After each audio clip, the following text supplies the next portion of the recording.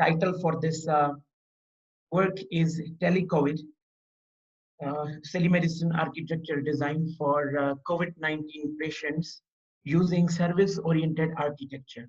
So we have used service-oriented architecture to design some services that are implemented using the mobile and web-based application that can be used for COVID-19 patients to treat them from the distance. So the talk, most of the people know that novel coronavirus was detected sometime in December 2019 in Wuhan, and over 36 million people are affected, and almost 1.1 million people have been killed. So this happened because a large number of the people got affected, and there's a lack of hospitals for COVID-19 patients. And you know that one of the precautionary measure for to protect this coronavirus is isolation. So in telemedicine is playing a vital role for the treatment when we are in isolation. Therefore, to make this happen, there is an intense need for a platform that makes treatment possible from the distance. Telemedicine system have been drastically improving nowadays, and one of the reasons is its support. So we would like to present like something that can help the COVID-19 patient to change their psychological effect for their treatment, because it is not necessarily that they are symptomatic and they are COVID patients. But unfortunately, it is a mindset right now. Even if we are having small fever or cough or something like this, the first instance we think that we are COVID patients. However, it is not true always. This mindset is also some kind of effect on our mind. So Tele-COVID, which is a telemedicine application, mobile and web-based, to treat the COVID-19 patient from the distance. We have implemented this using the service-oriented architecture that takes care of the interoperability, vendor lock-in, and data interchange. What actually the research side that we implemented an innovative architecture that each service in app is actually designed by service-oriented architecture, and we are taking care of the interoperability, that the data can be transmitted from one telemedicine application to another automatically, and the users will not be vendor locked, and also the data interchange is absolutely easy and possible when it comes to the different telemedicine applications. So Tele-COVID is a treatment of the COVID patients possible without visiting the hospitals. How we are going to tell you about it. Who conducted this research? We are total 5 people that we have been doing the work on this. Of course, me, followed by Dr. AlReshan, Dr. Yousef Asiri, and 2 more channels, Dr. Adel, Sulaiman, and Dr. Hani Alshahrani. We 5 did this work, and we are almost done. And the things are going to be online, and everyone will see the results soon. So let me introduce something about Tele-COVID, that we know that the hospitals were full, and there was no space in the hospital. Most of the countries, people were striving for the treatment, although the people who were severely ill was not even getting space because of the fear. COVID-19 is not dangerous until or unless it transmits to lungs or you have the breathing problem. Because of the many patients that even are COVID positive, they are asymptomatic and they don't get any kind of treatment and they become absolutely normal. So it is totally depending on the immune system of a person, that how it reacts when the virus goes in.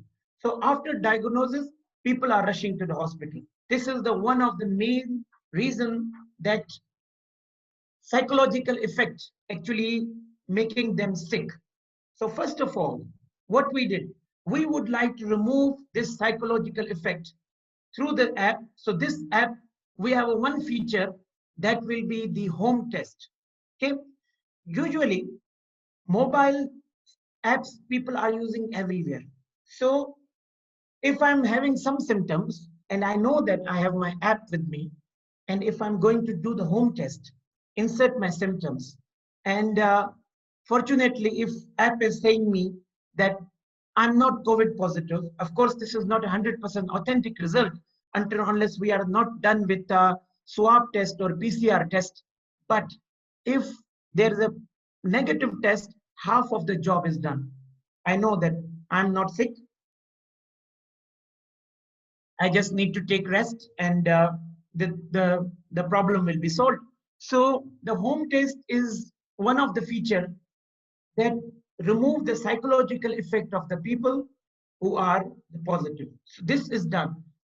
What we have been doing, if the answer is negative, half of the job is done. In case the patient is positive, then we have a complete procedure to follow. That first of all, if the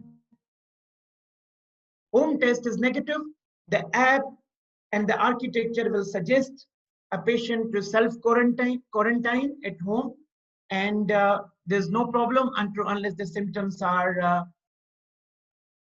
even the symptoms are there. But if the symptoms are positive, we have some functional requirements for our system, that the patient will fill the questionnaire through the home test, and if the symptoms are severe, the patient will request an appointment. In case of yes, answer is yes, physician will approve the appointment and the patient will be notified through the application. Patient will start discussing the symptoms with the physician. The discussion could be done using video or the voice meeting. Patient will decide if the patient can be treated at home. If the patient does not have the serious symptom, then the physician will advise the patient to stay at home and issue him some basic medication if it is required, and the medical prescription will be sent to pharmacy automatically through the telemedicine app from the physician.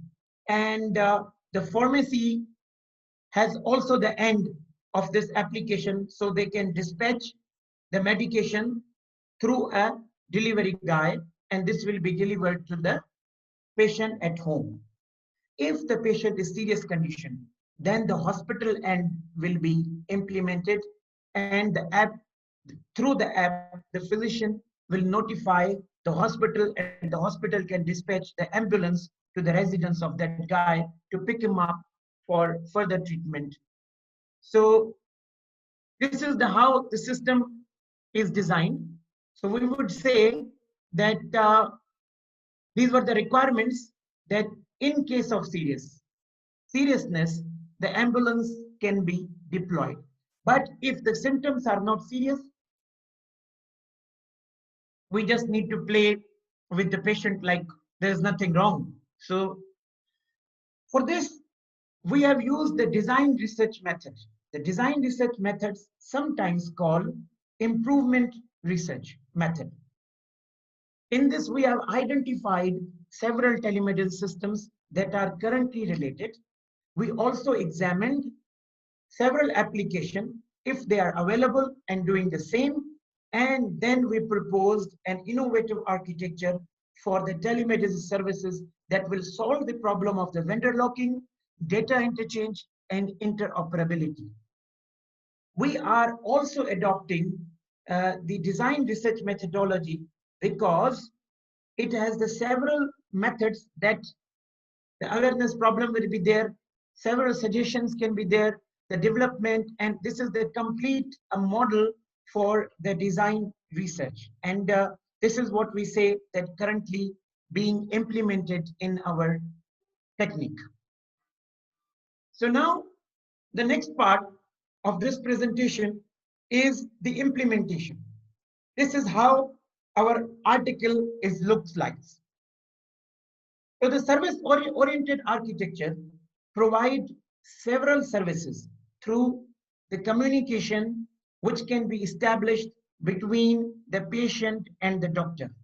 These services are web-based standards available in several literature, but also some of the services that we are using is hypertext markup language, service oriented architecture with simple object access protocol.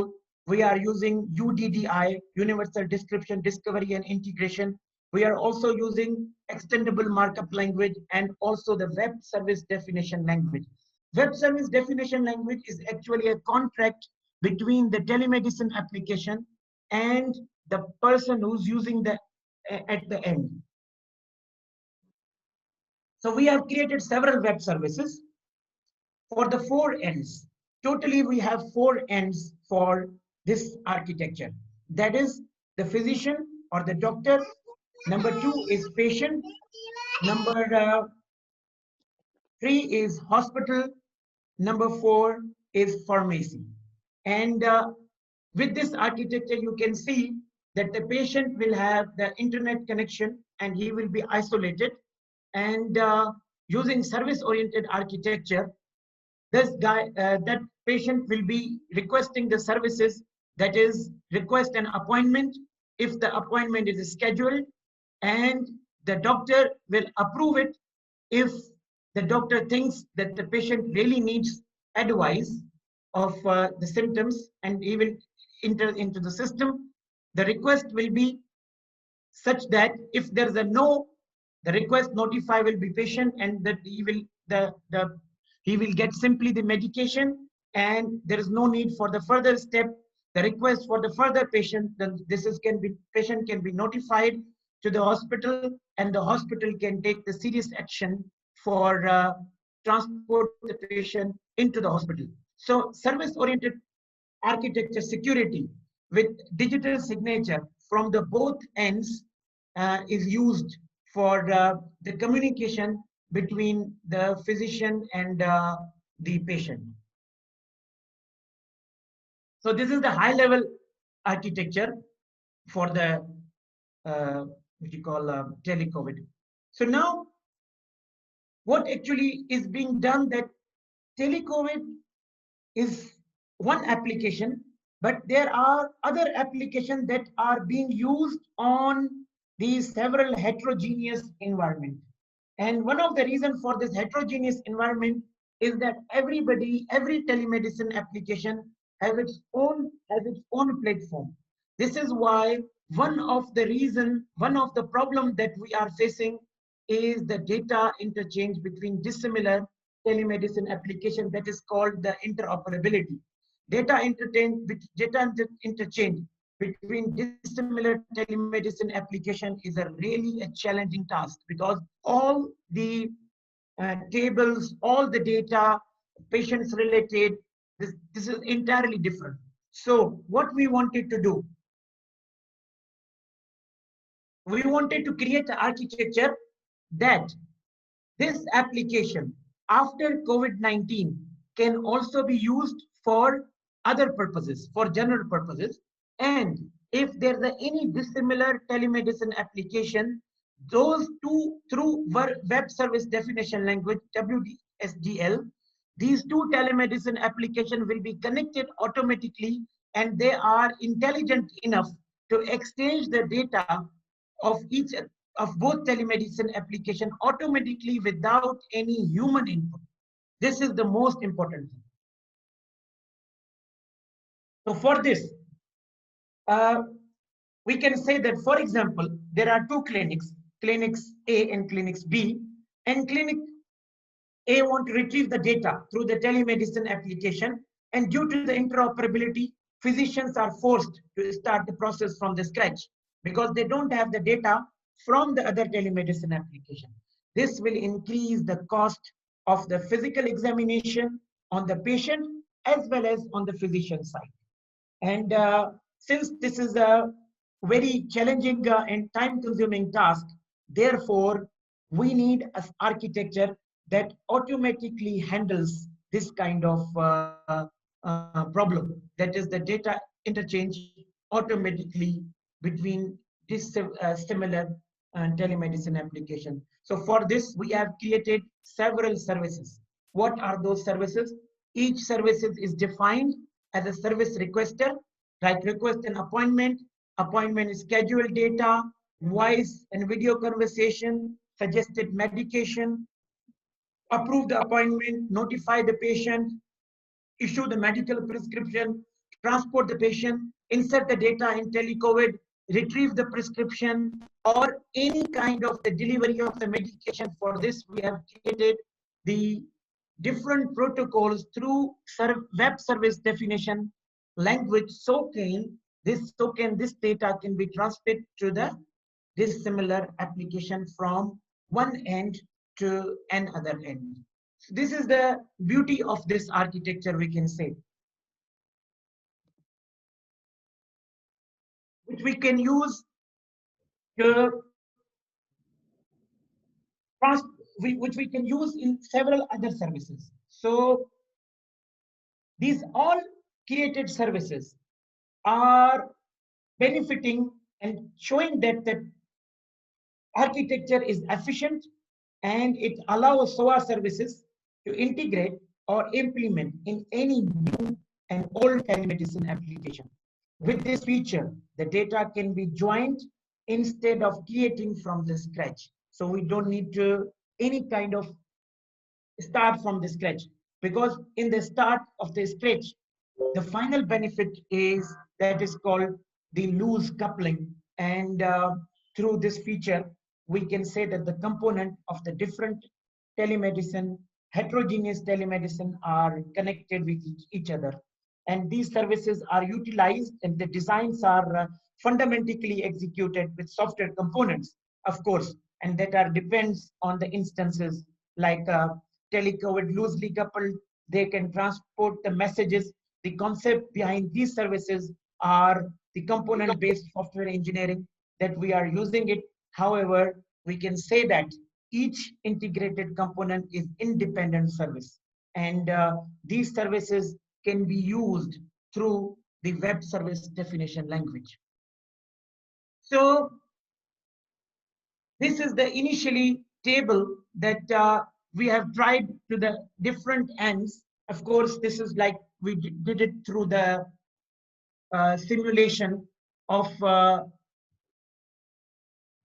these three ends, which four ends: doctor, patient, hospital, and pharmacy.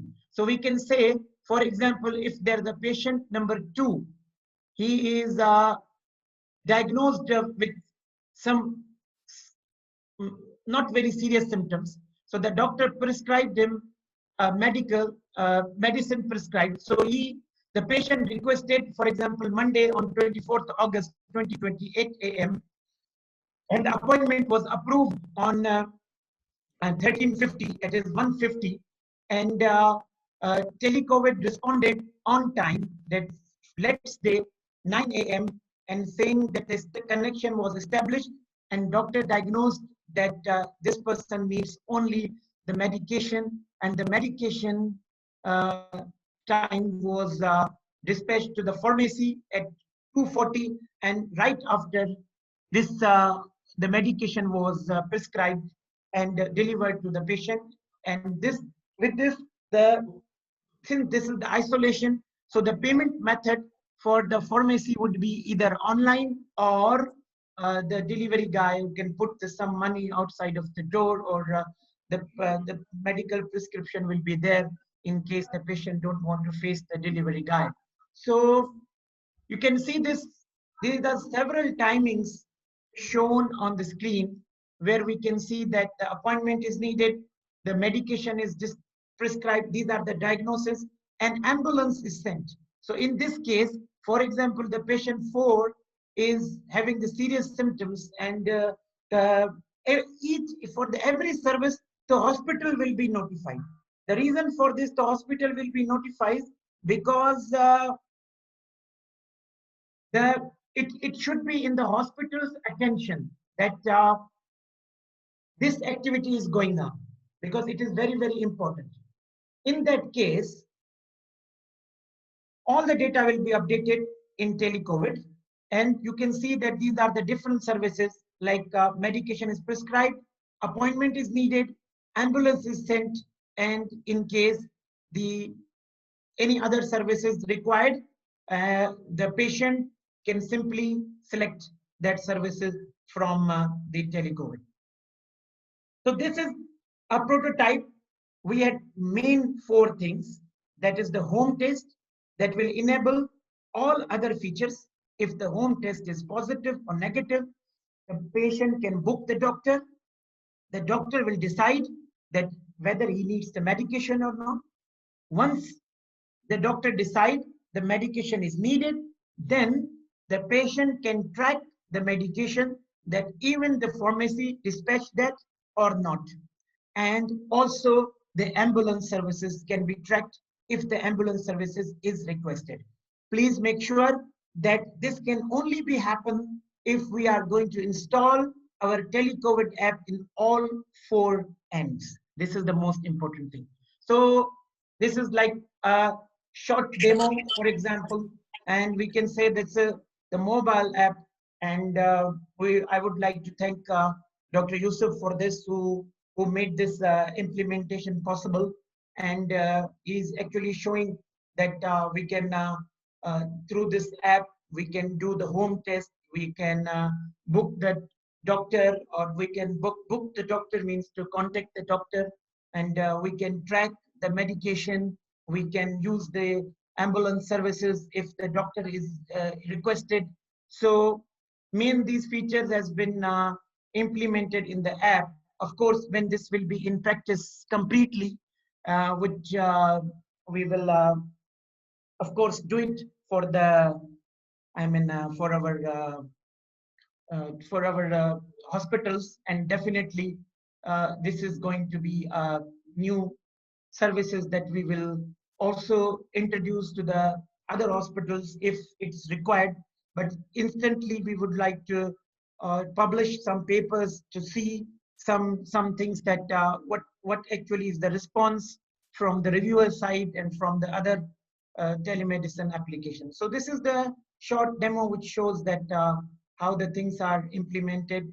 And once the doctor is booked, we can the beauty of this application is that the doctor can be booked surrounding. So if there is any kind of hospital which is nearby, that will be contacted, and the list of the doctors can be, of course, seen, and the patient can also select the doctors on his wish. So this is what exactly is the demo for the app.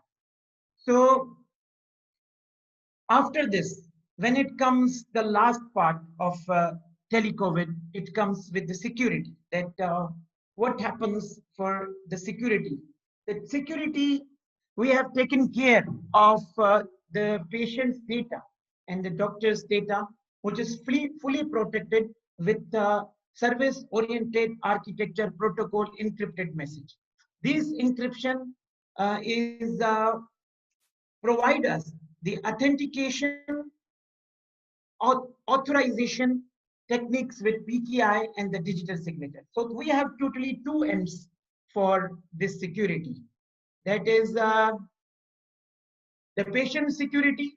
The patient can only register with the national ID, because we don't want any kind of unregistered patients, because the unregistered patient in the database, for example, here if we say Upshur, unregistered patient with Upshur cannot be treated with these applications, because in case if they are severe, the hospital is not going to admit them. So this is the problem which we might face. That is why we, from the patient point of view, we have taken care that the patient should be registered with the security and registered with the national ID. We are not going to entertain unregistered users, And of course, when they will be connected with the national database, the phone number can be treated and the Tele-COVID will be there. So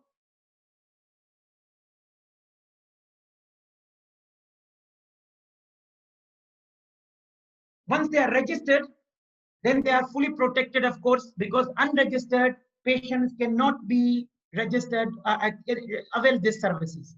So from the patient point of view, we are not worried because they are 100% registered. For the doctor's point of view, because they are going to insert some kind of the confidential data. So the second part of the security is the doctor's end, that we build the security uh, uses the Apache Access and the open access web services using XML. These are utilizing the WS44J Java-based services, and these Apache Access security actually enable us to utilize the protocol that can sign and confirm the SOAP messages. So when the doctor is going to insert any kind of messages, there will be a timestamp for each message that will be encrypted from one end to the Tele-COVID. So this timestamp has a certain kind of the stamp and also the number. So what will happen? If the hacker is going to try this time stamping until he try to hex, the data will expire. And the data will be transmitted to Tele-COVID.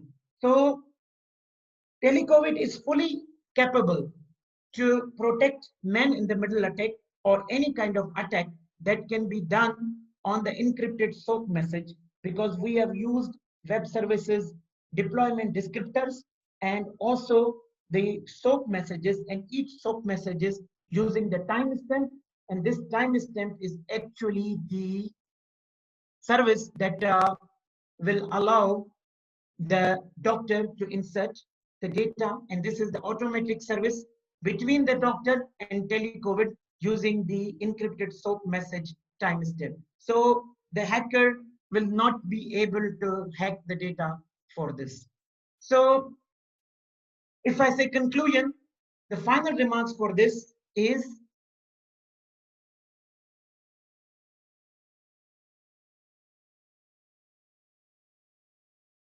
we design the architecture using service-oriented architecture. This innovative architecture is fully capable to avoid the problem of interoperability, vendor locking, and data interchange. Tele-COVID is based on the main four ends, and that is the physician, doctor, and the patient. Each service has its own unique features, and the patient will be allowed to treat the patient from the distance, and initially the patient will be able to treat himself from the distance. So for this actually work, we already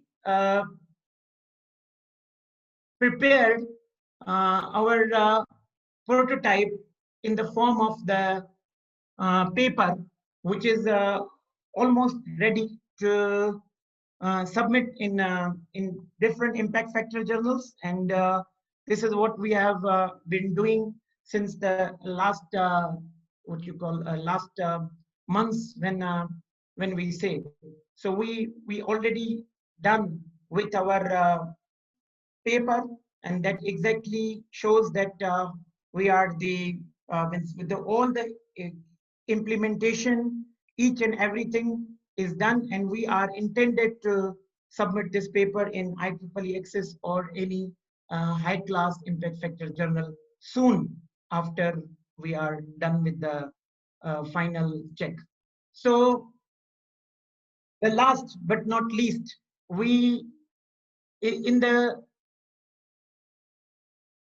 to encourage the research in the College of Computer Science and in the group, we have also created a one platform that is called the Research Share, and we will be announcing this platform in next 2 to 3 weeks with actually the Swedish ISSN, where we have worked that we can publish books and the journals using the Swedish ISSN.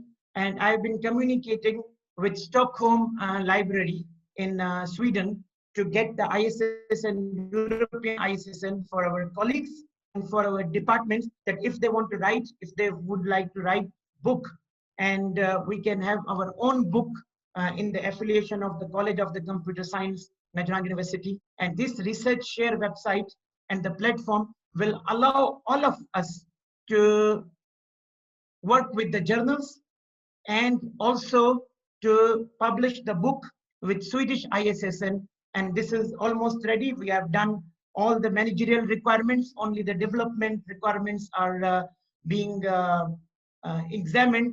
And of course, a few people in college, in a research group, are actively helping me to create this research share platform. Without them, I will not be able to do that.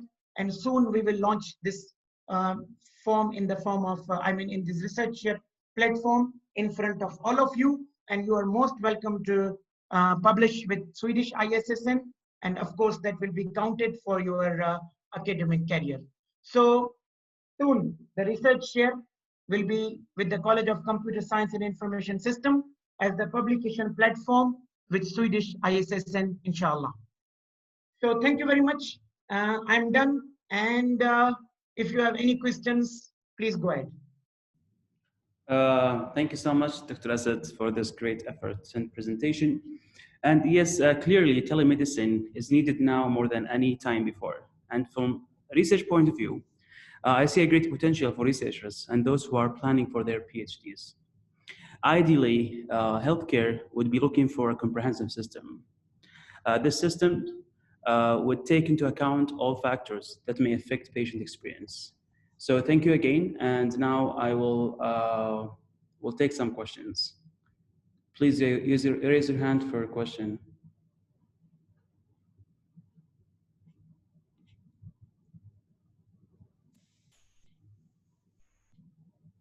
Yeah, we need to challenge Dr. Asad, please. Yeah, it's please. If we don't have any question, it means I'm crystal clear. Yes. Or nobody understands nothing.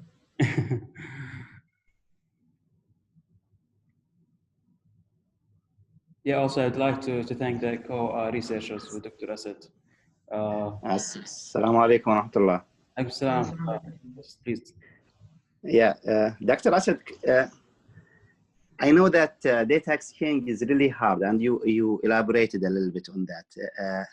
What is the challenge that you will be facing for your system? I know that you did explain, but I think I did not get the idea the right way. Dr. Khairan, actually, data interchange is most of the telemedicine application are heterogeneous. Okay, and we are facing the problem of the interchange of data from one application to another application, right? So we have taken care of the interoperability. That is the kind of the interoperability that is called the physical interoperability.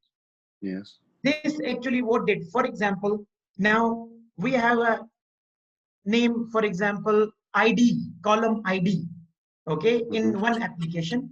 And in other application, we have, for example, national ID or Akama or something, right?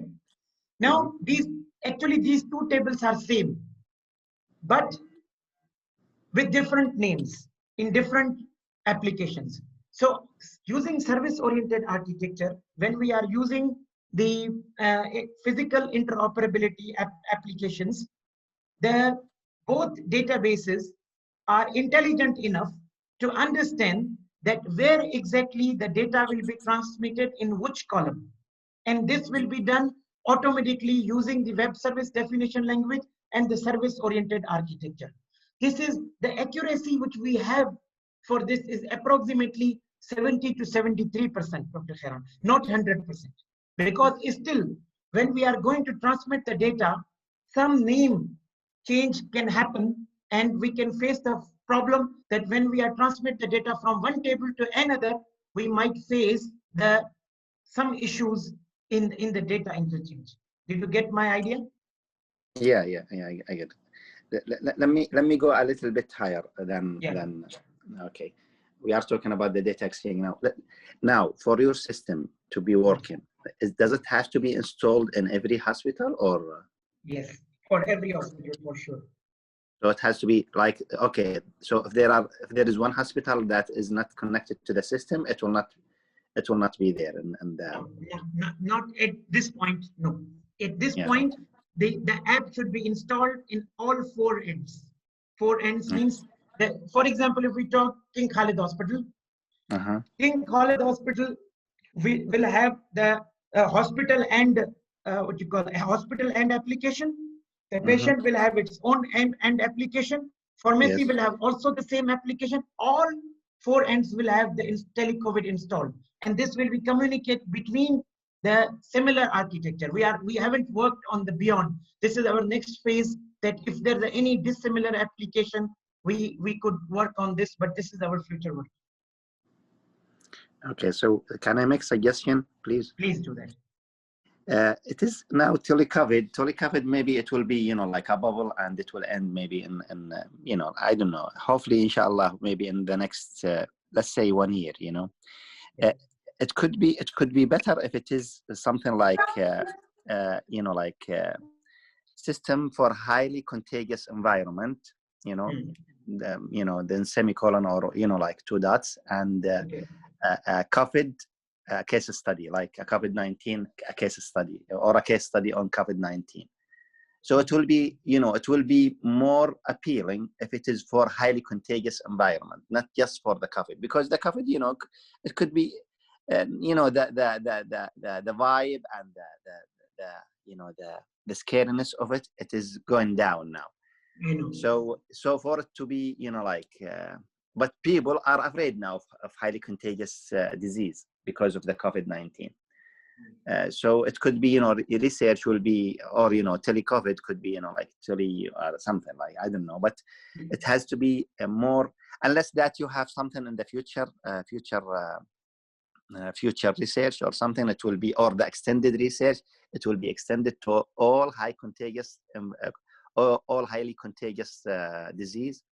And that will be, I know it is just now for the COVID-19, but the COVID-19 can be a case study on your research, because I think it can apply to any or to most contagious disease. Easily, Dr. Easily. The thing is that right now, why we are using this COVID, because this is the current need, but it is very easy to convert this app to any highly contagious diseases or for any other. It's very easy. Yeah. So, okay, good luck, inshallah. Thank you very much. Very good work. Very good work. Allah, good luck, inshallah. Jazakallah khair, Dr. Karan. But the thing is that it is, we have already thought about it. But I have also said in the presentation that for sure we are going to use it for several other things like, but we will not be limited to that scope for sure. But we are limited right now because it seems that the second wave is coming, and this is the current need. So, of course, if we are going to be, for example, we just want it to be specific for the time being. Once it is done, we can easily switch to the next stage, as you suggested. And thank you very much for your valuable suggestions. Thank you. Thank you, Dr. Khairan, for your questions and suggestions. Okay, can I get another question?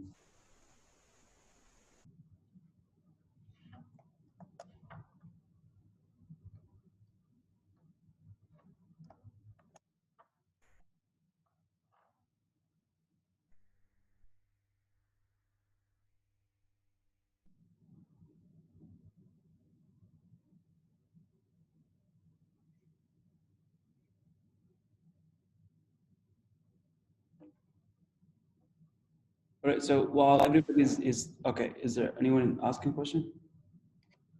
Okay, Dr. Asad, so let me just go back to Dr. Khairan's suggestion. You hear me, Dr. Asad? Yes, I can hear you. All right, so I like the idea of contagious disease, and I think, scientists are warning us that in the future we should expect more viruses, right? And that may affect badly, like poor areas, some other countries where they don't have strong healthcare systems. So what would be the difference in terms of the architecture in this system? Would it be different A from little this bit. current system? Where would you enhance? So let me just rephrase my question. Where would you enhance your system? In which areas to really make it align with the challenges in this contagious environment? Yeah. So actually, now I believe that we can use this application for any viral diseases that can be transmitted from human to human. And right now, we can just say that it can, the most important viral food, we can also use this application for influenza or for any other viral diseases. But architecture design will not be so difficult because as far as we are using service oriented architecture, the change is only in the main architecture.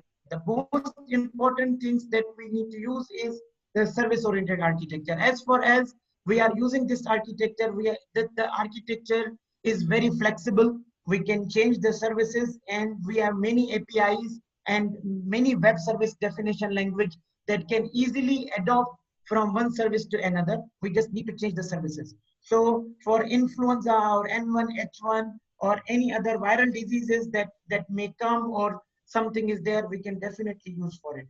And plus this data integration, as Dr. Khairan said, Dr. Khairan also has lots of experience in data interchange. So I would more be interesting to work on the actually automatic transmission of the data from one telemedicine to other heterogeneous telemedicine with the perfection.